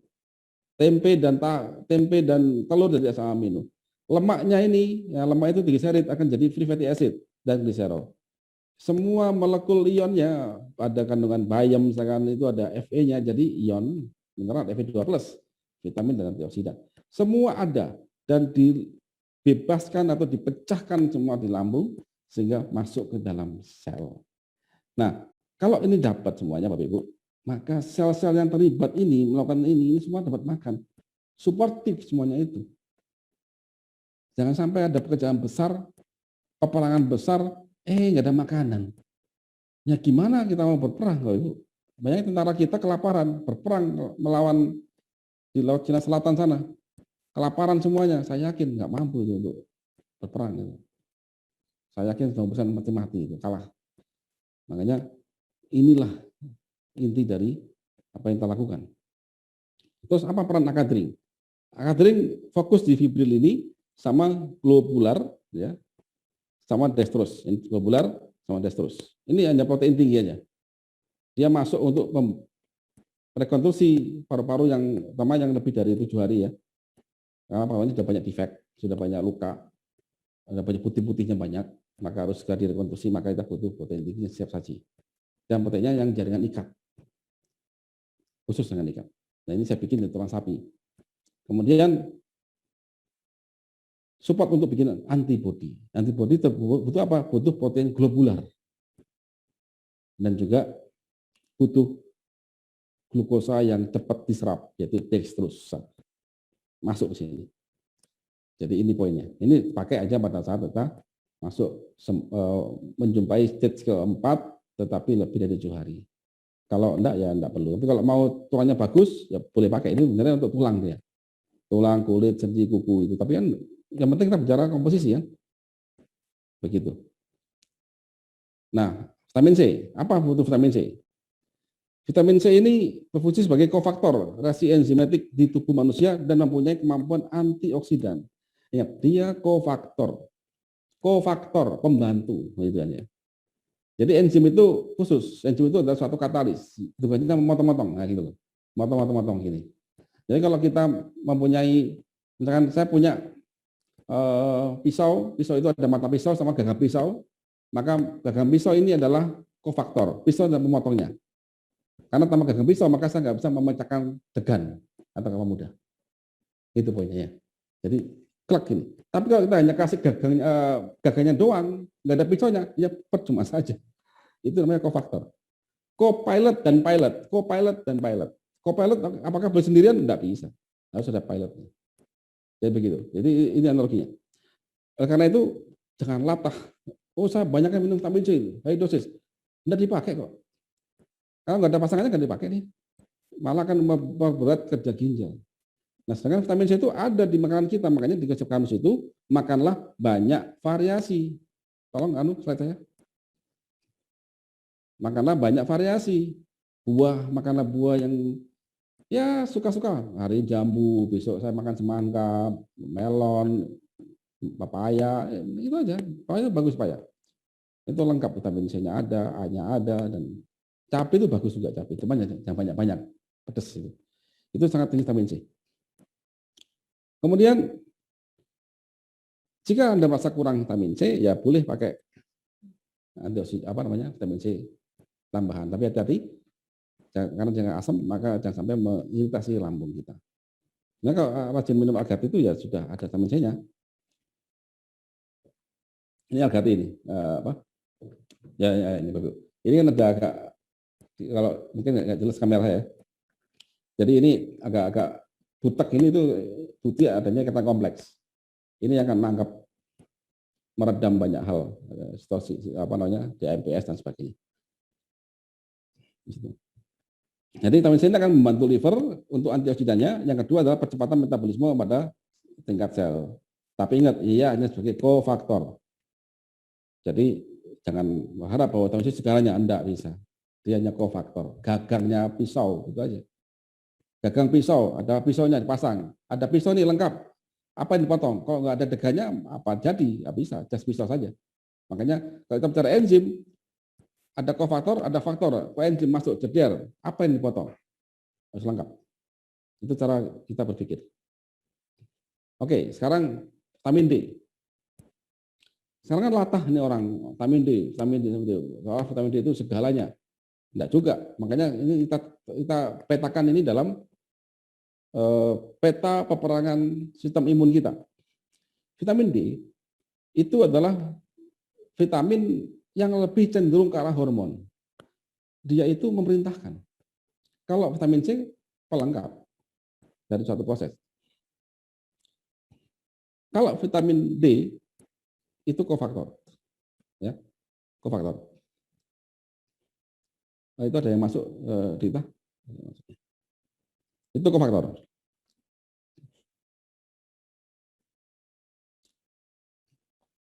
Nah, coba kita bahas vitamin D.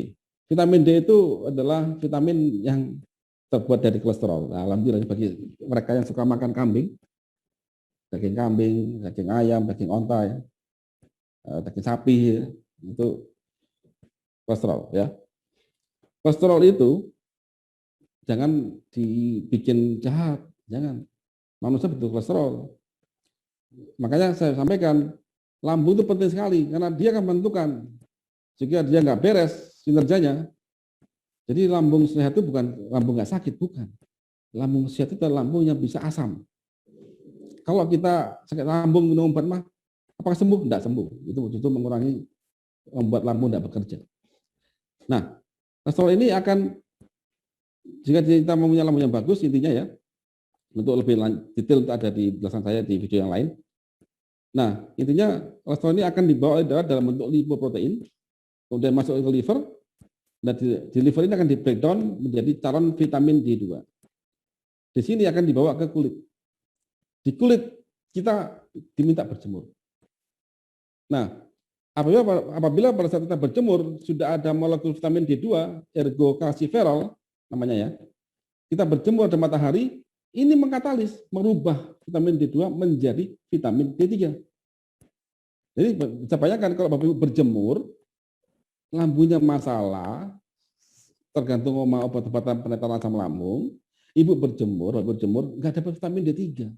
Gosong iya. Jadi pastikan dulu di sini.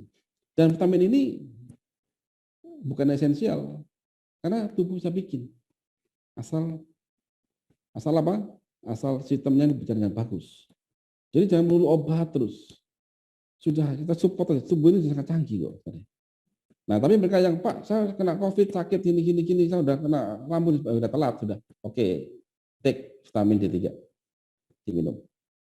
Gitu ya. Nah, sekarang apa fungsi vitamin D3 ini? Dia adalah hormon steroid. Dia punya reseptor VDR pada sel imun, sel tulang. Jadi, pada bahasan saya, Pak Ibu sempat nanti ya, Bapak Ibu sempat pelajari bahasan saya, ada bahasan kado terindah pada tulang dan sendi. Saya bahas itu. Ada namanya sel osteoklas. Sel itu punya reseptor vitamin D3. Apa fungsi sel osteoklas? dia itu akan memakan sel tulang yang rapuh diganti sel yang baru. Itu osteoklas. Jadi begitu sel imun tadi osteoklas itu mendapatkan perintah vitamin D3 dan di tubuh Anda itu ada kalsium, fosfat, dan kolagen, 3 hal tadi masuk, maka dia mencari tulang yang lemah, kemudian diganti yang baru. Itu peran osteoklas. Nah, ternyata osteoklas juga termasuk sel imun. Sel imun yang lain juga punya vitamin D3 reseptornya. Maka dengan vitamin D3 ini, maka akan mengasih tahu percepatan respon dari monosit ke dendrit menuju B sel. Di situ. Hanya itu fungsinya dia. Bukan segalanya dalam melawan virus. Jadi masing-masing fungsi itu kita kumpulkan, kita sinergikan. Ini perang, Bapak Ibu. Orang itu nggak mungkin cuma masukkan di luar infanteri aja, nggak mungkin. Itu butuh intelijen, butuh macam-macam. Ini big war. Jadi pahami betul di sini. Dan tubuh itu sudah sangat canggih. Support dia. Jangan lawan dia. Nah, ini vitamin D3 ya, sekarang vitamin D. Semoga bisa masih pencerahan di dalam masalah vitamin D. Nah, saya berandai-andai, Bapak Ibu. Seandainya kita semua menjalankan langkah sederhana ini, yaitu satu, mau memperbaiki metabolisme tubuh sampai ke tingkat sel, dengan cara apa? Perbaiki atau rekonstruksi fungsi lambung dengan konsumsi pati asisten dan kolagen tipe 3 dari tulang sapi dan merubah makanan menjadi nutrisi sel.